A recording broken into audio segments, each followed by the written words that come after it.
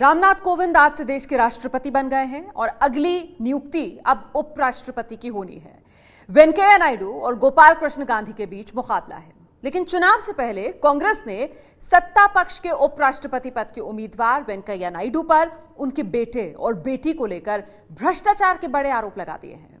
हालांकि वेंकैया नायडू कह रहे हैं कि जो आरोप लगे हैं वो तो कोई कोर्ट में भी साबित नहीं कर पाया है।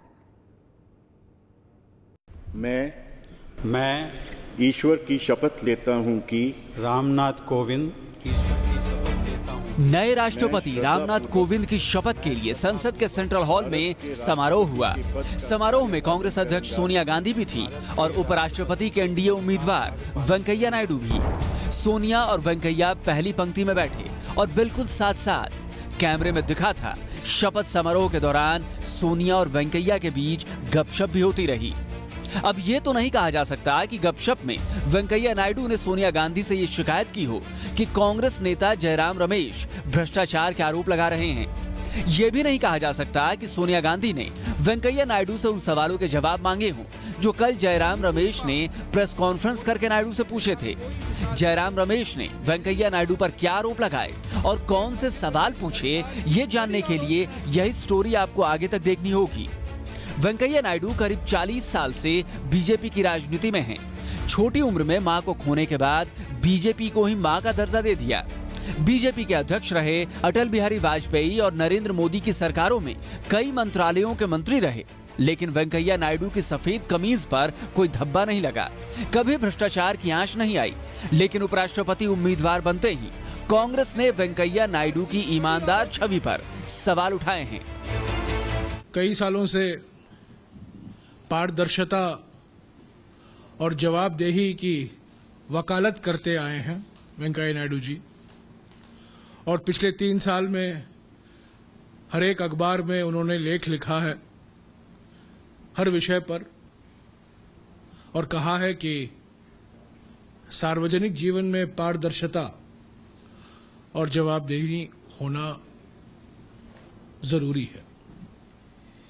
इसी भावना के साथ,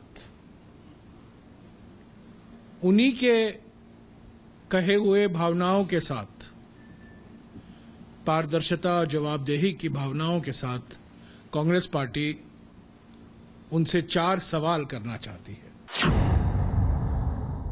और इनको ये जमीन। उपराष्ट्रपति उम्मीदवार बनने पर जयराम रमेश ने वेंकैया के बेटे और बेटी को लेकर भ्रष्टाचार के आरोप लगाए हैं। वेंकैया नायडू का एक बेटा है हर्षवर्धन नायडू और एक बेटी है दीपा वेंकट। जयराम रमेश का आरोप है कि वेंकैया नायडू की बेटी के स्वर्ण भारती ट्रस्ट को 2 करोड़ रुपए की छूट दी गई। 2 करोड़ हैदराबाद महानगर विकास प्राधिकरण का ट्रस्ट पर बनता था, लेकिन ये 2 करोड़ माफ किए गए। ऐसा इसलिए किया गया क्योंकि वेंकैया की बेटी मैनेजिंग ट्रस्टी हैं। तो पहला सवाल हमारा यह है, स्वर्ण भारत ट्रस्ट को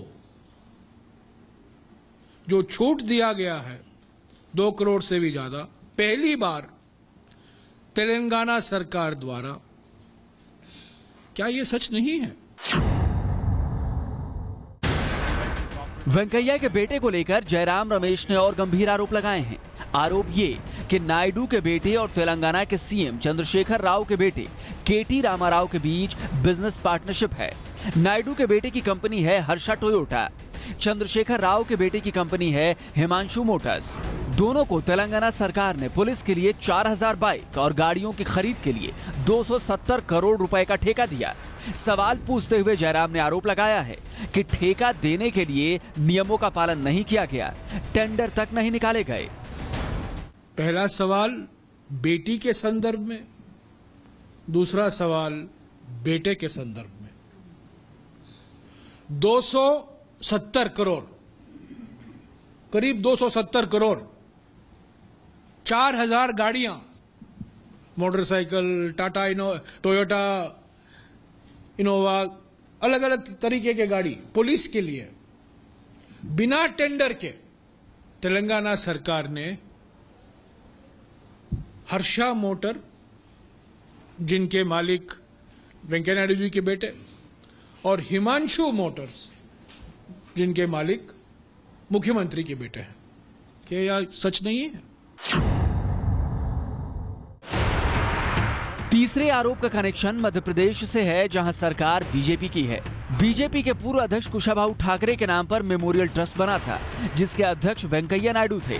जयराम ने सवाल पूछा कि क्या ये सही नहीं है कि वो सितंबर 2004 में भोपाल के शाहपुरा में 20 एकड़ जमीन आवंटित की गई, वो भी सिर्फ 25 लाख रुपए के सिंगल प्रीमियम और 1 रुपए सालाना किराए पर।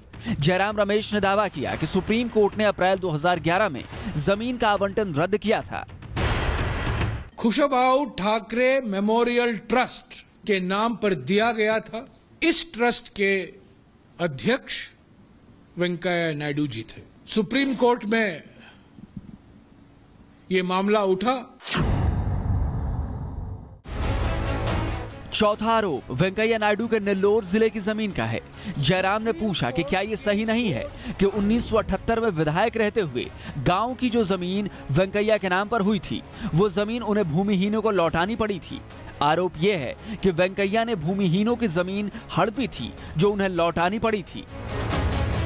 पहला सवाल बेटी के संदर्भ में, दूसरा सवाल बेटे के संदर्भ में, तीसरा सवाल पार्टी के संदर्भ में और चौथा सवाल खुद व्यक्ति के संदर्भ में। ये जमीन भूमिहीनों के लिए था। वेंकैया नायडू जी भूमिहीन तो है नहीं। भूमिहीनों का जमीन, गरीबों का जमीन 5 एकड़ उनके नाम पर आया। कैसे आया? वेंकैया नायडू ने जयराम रमेश के सारे सवालों के जवाब एक लाइन में दे दिए हैं कि सारे आरोप गलत हैं। Absurd, all these things have been said earlier and they have been answered, and some people went to court also dismissed it. I feel really sorry that they could stoop down to this level in this election also. उपराष्ट्रपति चुनाव में वेंकैया नायडू का मुकाबला UPA के गोपाल कृष्ण गांधी से है। गोपाल कृष्ण गांधी के खिलाफ शिवसेना ने आतंकी याकूब मेमन को फांसी से बचाने का आरोप लगाया था। अब जयराम रमेश का आरोप उसी का जवाब लगता है। आरोप से न तो गोपाल कृष्ण गांधी की जीत पक्की होती दिखती है और न ही वेंकैया नायडू की हार। ये है एबीपी न्यूज, आपको रखे आगे।